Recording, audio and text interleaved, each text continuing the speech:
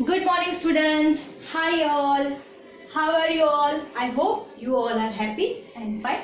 So today we are continue with our next topic in economics. What is the topic? The topic is importance of economic, right?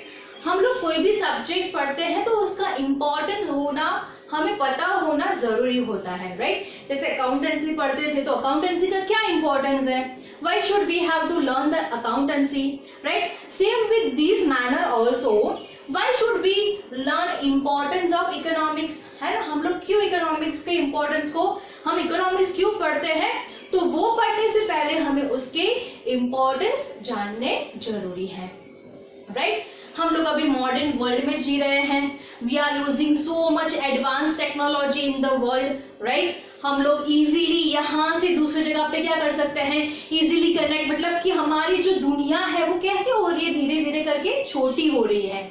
यहाँ से USA, UK, Singapore and other countries, other जो हमारी countries हैं, right, वो country से हम लोग easily connect हो पाते हैं घर पे बैठ के. We should not require to go the USA and the UK. Even we can do the business in Ahmedabad for the USA, right? फिलहाल पैंडेमिक सिचुएशन चल रही है, राइट? हमारा मोबाइल बंद हुआ नहीं, चल रहा है. हमारा रिचार्ज खत्म हो गया तो क्या फोन बंद हो गया? नहीं, चल रहा है. We can do the online recharge, है ना? हम लोग उसकी एप्लीकेशन में जाके उसका रिचार्ज कर सकते हैं. And the other applications are available in the market for recharge of our mobile phone, है ना? तो इस तरीके से हम टेक्नोलॉजी वर्ल्ड में अभी क्या कर रहे हैं, तो जी रहे हैं. हम लोग पल दो पल हम कंटिन्यूअसली इतना हम लोग टेक्नोलॉजी के डिपेंडेंट हो गए हैं. तो इस तरीके से हमारे नीड्स भी इंक्रीज हो रहे हैं, हमारी लाइफ के जो हमारे सेटिस्फेक्शन फैक्टर है वो भी चेंज हो रहे हैं. But all these factors are satisfied with the help of money.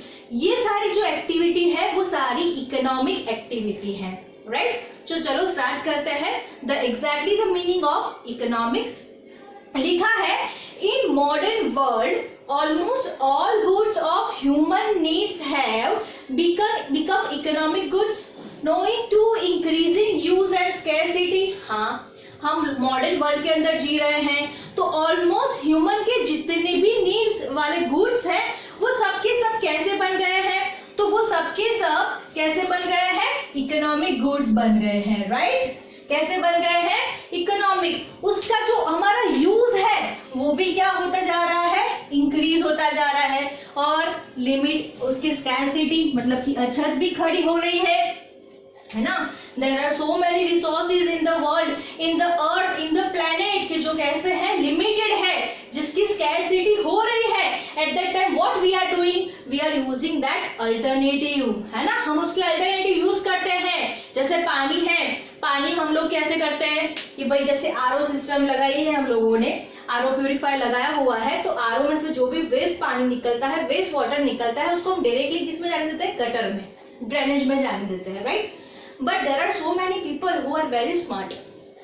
क्या करते हैं वो लोग कि जो आरओ होते हैं, आरओ में से जो वेस्ट वाटर, जो ड्रिंकिंग वाटर नहीं है, but that water is used, that water is utilized in the different other works also, household works also, like washing the clothes, washing the ये जो सारे हमारे बर्तन वगैरह हैं वो धो सकते हैं हम लोग, है ना? हम लोग अपने टॉयलेट में उसमें यूज करते सकते हैं. मतलब there are so many different uses with the help of with the waste water. It is not used for the drinking water, but it is used for other work also, right? तो वो लोग क्या करते हैं, छोटी टंकी जैसे बनाते हैं और उसमें जो भी हमारे पूरे दिन का जो वेस्ट वाटर होता है कि जो हम जिसको हम पी नहीं सकते हैं, वो पानी को वो लोग दूसरे अपने हाउस होल्ड वर्क के लिए यूज करते हैं, राइट? तो हमें कैसे पता चला, क्यों हम करते हैं? पानी नहीं आएगा, मस्त बरसेगा और हम लोग यूज कर लेंगे, नहीं. वो एक लिमिटेड सोर्स के अंदर ही आता है. जब पानी आएगा, बारिश होगी, तब हम वो पानी को स्टोर करेंगे और फिर उसमें से हम यूटिलाइज करेंगे in the different different activities. But जब तक बारिश नहीं आएगी तब तक वो हमारे लिए कैसा है, तो वो एक लिमिटेड सोर्स ही है, राइट? और हम लोग पानी जो भी गिरता है, मतलब कि जो बारिश आती है, वो पानी को भी कहाँ स्टोर करते हैं, करता है कोई स्टोर? कोई स्टोर नहीं करता है, राइट। वो तो जो नदी नालों में जो होता है वो पानी को हम प्योरीफाई करके हम लोग अपने ड्रिंकिंग और अदर पर्पस में यूज करते हैं। तो ये सारे जो लिमिटेड रिसोर्सेज है उसकी scarcity and thus all activities of human being are increasingly become economic activity. इसके लिए ह्यूमन के जो नीड्स है वो बढ़ते जा रहे हैं। डे टू डे हमारे जो नीड्स हैं वो नीड्स हमारे बढ़ते जा रहे हैं। इसके लिए ये सारी चीजें अब हमें कैसे मिलने लगी है, इकोनॉमिक मिलने लगी है। और ये सारी एक्टिविटी भी क्या बन गई है, एक्टिविटी इकोनॉमिक एक्टिविटीज बन गई है, राइट। ह्यूमन की नीड्स बन रही है, जो भी सारे रिसोर्सेज उसकी स्कैरसिटी होने लगी है and due to this reason सारे गुड्स सारे नीड्स अभी जो भी फुलफिल हो रही है वो with the help of economic activities से ही हो रही है। आगे देखो, hence the relevance of economics as a philosophy. हम लोगों ने पहले ही बोला हुआ है कि भाई इसके लिए इकोनॉमिक्स से जो भी रिलेवेंस है वो सब कुछ क्या है, तो एक फिलोसॉफी है एज वेल एज क्या है, साइंस है। Is increasingly in human life. हमारे लाइफ में देखो इकोनॉमिक्स का इंपॉर्टेंस कितना बढ़ रहा है। क्यों, हम लोगों ने पहले पढ़ा था ह्यूमन बिहेवियर, ह्यूमन जो सारी चीजों को यूज करता है वो सारी इन द इकोनॉमिक्स आता है। तो ह्यूमन के अभी नीड्स देखो डे टू डे इंक्रीज हो रहे हैं। We are depending on the technology and the technology are now increasing, that is why we are doing more and more economic activity, है ना। इसके लिए हमारे जो इकोनॉमिक्स की स्टडी है वो भी क्या हो रही है, इंक्रीज हो रही है, right. Economic is important to understand behaviour of human beings, society and लिखा हुआ है, क्या लिखा हुआ है कि economics is important to understand behaviour of human के बिहेवियर को समझने का, सोसाइटी को समझने का and still why managing everyday activities. इसके लिए हम उससे जो भी डे टू डे हमारी जो भी एक्टिविटीज होती है with the human behaviour as well as the society, उसकी एक्टिविटी को मैनेज करने का and scientific theory and principle, और उसके रिलेटेड जो भी हमारी साइंटिफिक थ्योरीज है या उसके प्रिंसिपल है और गाइड प्रोफेशनल डिसीजन मेकिंग, और उसके हेल्प से हमें जो भी प्रोफेशनल डिसीजन लेने हैं वो सारे डिसीजन हम लोग ले सकते हैं। उसके लिए इकोनॉमिक्स हमें गाइड भी करता है। तो ये था हमारा exactly the importance of economics. आगे और समझना है तो there are also the some types of different types of the importance of economics. The first one is understanding everyday behavior. Yes, humans के जो एवरीडे के बिहेवियर्स है, उनकी जो नीड्स है और जो मार्केट है, क्या डिमांड है, क्या सप्लाई है मार्केट में, क्या प्राइस है, क्या कॉस्ट प्राइस है, क्या मार्केट प्राइस है, क्या सेलिंग प्राइस है, और इसके बिहाफ पे ह्यूमन का बिहेवियर कैसा है, वो बिहेवियर को समझने के लिए भी हमें क्या पढ़ना पड़ता है, इकोनॉमिक्स पढ़ना पड़ता है, राइट। सेकेंड है अंडरस्टैंडिंग इंटरनेशनल इवेंट्स। यस, आपने कभी भी कुछ देखा हो तो स्टॉक मार्केट, अरे स्टॉक मार्केट छोड़ो, हम लोग देखते हैं कि अभी हम लोग पैंडेमिक सिचुएशंस को सफर कर रहे हैं ना, हम लोग महामारी में जी रहे हैं। महामारी मतलब ऐसा कोई डिसीज या ऐसी कोई परेशानी या मुश्किल जो पूरी दुनिया सर्वाइव करती है उसको, उस टाइम पे पैंडेमिक एक्ट लग जाता है। तो अभी जो हम पैंडेमिक एक्ट में है उस टाइम पे हम लोगों का हमेशा ध्यान कहाँ पे रहता है, इंटरनेशनल इवेंट्स पे भी ऑल्सो, कि इंटरनेशनल इवेंट की वजह से हमारे देश की इकोनॉमी पे क्या इफेक्ट पड़ रही है, राइट। वो भी हमें कैसे पता चलता है, with the help of importance of economics, right. तीसरा है द थर्ड वन जो है अंडरस्टैंडिंग हिस्टोरिकल इवेंट्स। यस, हमारे इकोनॉमिक्स पढ़ने से हमें हमारे हिस्टोरिकल इवेंट्स भी पता चलते हैं जो हिस्ट्री में हो चुके हैं। हिस्ट्री के जो इकोनॉमिक्स के सम डिसीजंस हैं, वो डिसीजंस ऐसे सिचुएशन में कैसे लिए थे जिससे देश की इकोनॉमी को स्टेबल रख पाए और अच्छा ग्रोथ कर पाए और अच्छे उसके अंदर इम्प्रूवमेंट ला सकते हैं। तो ऐसे हम हमारी हिस्टोरिकल जो इवेंट्स है वो इवेंट्स को भी अंडरस्टैंड करते हैं कि जिससे हमें हमारे करंट सिचुएशंस और जो प्रेजेंट और future situations of economics in the world या इन द कंट्री है उसके ऊपर डिसीजन भी ले पाए। राइट पहले बोल दिया था कि गाइड प्रोफेशनल डिसीजन मेकिंग। हम जो इम्पोर्टेंस ऑफ इकोनॉमिक्स पढ़ते हैं, मतलब कि जो इकोनॉमिक्स है वो पढ़ने से हमें हमारे जो प्रोफेशनल डिसीजन मेकिंग है, मतलब कि हम जो प्रोफेशनल डिसीजन लेते हैं वो डिसीजन लेने में भी वो हमें क्या करता है, गाइड करता है।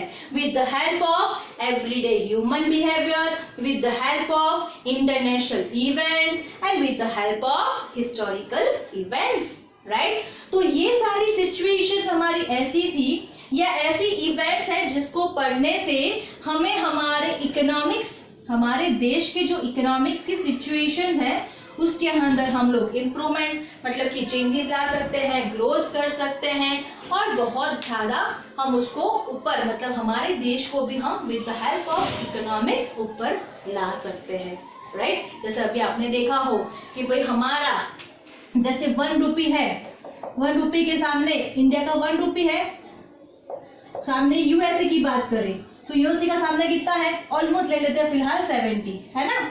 हमारा 1 रुपी उसके 70, नो क्या होता है, हमारा 70 रुपीज अप्रोक्सीमेटली बोल रही हूँ। ये सारी ये जो करेंसी का अप्स एंड डाउन होता है वैल्यू, इसको वैल्यू ऑफ मनी कहते हैं, इज इक्वल टू हमारा है $1। हमारा मतलब कि यूएसए का, हमारा तो रुपीज है, राइट। तो हमारा almost near to 70 rupees is equal to $1 है। This is says the value of our money. ये क्या बताता है, हमारे देश की जो करेंसी है वो करेंसी की वैल्यू बता रहा है कि भाई हम जब यूएसए को, हम सपोज कोई भी गुड्स यूएसए से मंगवाते हैं तो हम उसको 70 रुपीज देंगे, तब वो 1 रुपया, मतलब कि उसका $1 काउंट करेगा। सोचो, वो सिर्फ 1 ही काउंट कर रहा है और हम उसके सामने 70 रुपीज दे रहे हैं। What is the value of our money, what is the value of our currency, it's too much down, है ना। ये सब कुछ जो हम पढ़ाई करते हैं वो है सब कुछ इकोनॉमिक्स, राइट। आगे देखते हैं, दूसरे हैं economic importance, decision making by individual. Yes, economic पढ़ने से हम हमारे जो इंडिविजुअल डिसीजंस हैं वो डिसीजंस लेने में भी हम लोग क्या हो जाते हैं, कैपेबल हो जाते हैं, राइट। कि अब हमें क्या करना है, फॉर एग्जाम्पल मैं मेरी बात करूँ तो बिजनेस कैसे करना है।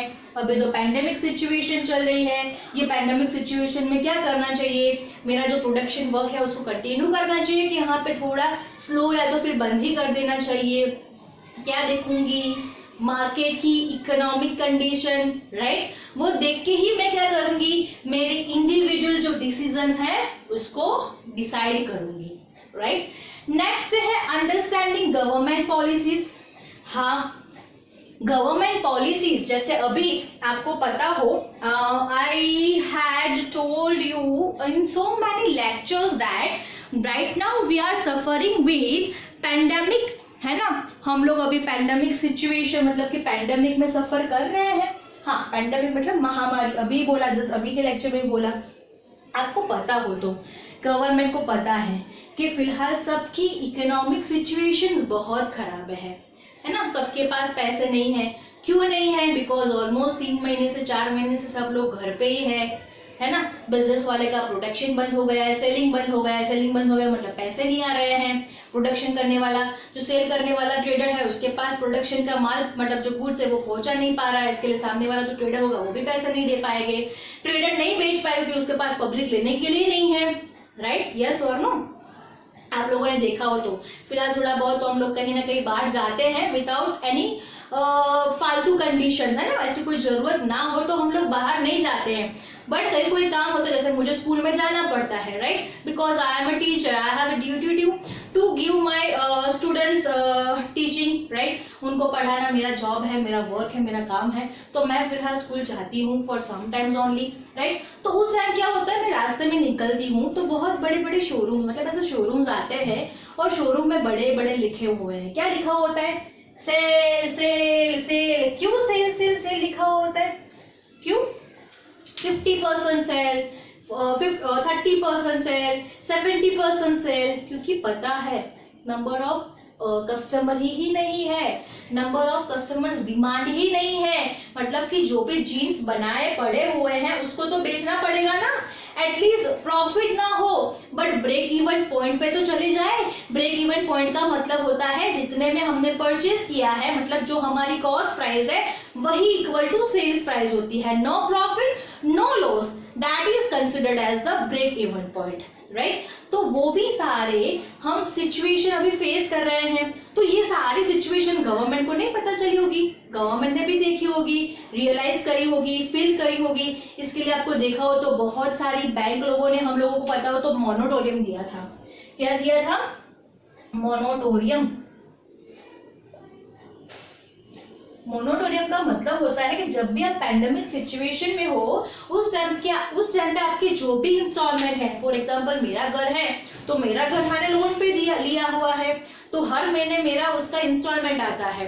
बट फिलहाल तो मैं घर पे बैठी हूँ, मेरी कुछ भी इनकम नहीं है। हाँ, हो सकती है मेरी घर पे जो सेविंग थोड़ी बहुत पड़ी है उसको तो मेरा खाना पीना ही हो रहा है, नॉट अदर। मैं दूसरा कोई पेमेंट ही नहीं कर पाऊंगी, मैं दूसरे को एक्सपेंस में अभी अफोर्ड ही नहीं कर सकती हूँ, तो मैं इंस्टॉलमेंट कहाँ से भरूंगी? खाऊंगी कि फिर मैं इंस्टॉलमेंट भरूंगी? खाऊंगी नहीं तो मर जाऊंगी, हो सकता है ना। तो फिर इंस्टॉलमेंट तो खत्म पूरी बैंक का। इसके लिए बैंक ने क्या करा, गवर्नमेंट ने क्या करा, हमें 3-4 महीने की राहत दे दी, ऐसी पॉलिसीज निकाली, मोनेटोरियम पॉलिसीज। मोनेटोरियम पॉलिसीज मतलब कि आपको 3 महीने 4 महीने जब आप एक घर के अंदर बैठे हो, आप पैंडेमिक सफर कर रहे हो, pandemic under the act of pandemic हो, उस टाइम पे सॉरी, उस टाइम पे आपको कोई भी क्या है, कोई भी आपको पेमेंट आई मीन टू से इंस्टॉलमेंट, वो 3-4 महीने इंस्टॉलमेंट पे करने की जरूरत नहीं है, राइट। जब भी हमारा मार्केट एक रूटीन लाइफ में आ जाएगा, जब हमारी लाइफ रूटीन लाइफ में आ जाएगी, जब आप काम करने के लिए बाहर जा सकते हो, जब आप कुछ इनकम अर्न कर सकते हो, at that time your installment will be start again, right. तो इस तरीके से जो हमारी गवर्नमेंट पॉलिसीज होती है वो गवर्नमेंट पॉलिसीज भी इन द हेल्प ऑफ क्या होता है, इकोनॉमिक्स होता है। नेक्स्ट है प्रोफेशनल डिसीजन मेकिंग। प्रोफेशनल लोग जो भी डिसीजंस लेते हैं about the economics as well as the other, the demand and supplies, there are so many like our points are important in the economics, and they important points are decided with the help of economics only, right? तो ये थे हमारा last topic in chapter number 1. The chapter number 1 is over in this lecture.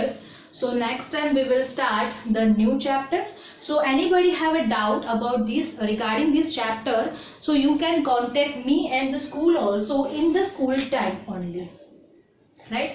हमारा 9 to 12 का school timing है, उस time पे आप हमें कांटेक्ट करके आपके जो भी क्वेरीज और डाउट्स है वो क्लियर कर सकते हो, ठीक है।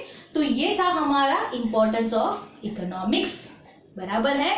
हम नेक्स्ट लेक्चर में नेक्स्ट टॉपिक मतलब कि नेक्स्ट लेक्चर चालू करेंगे, क्लियर, ठीक है। So take care all, stay home, stay safe, bye bye.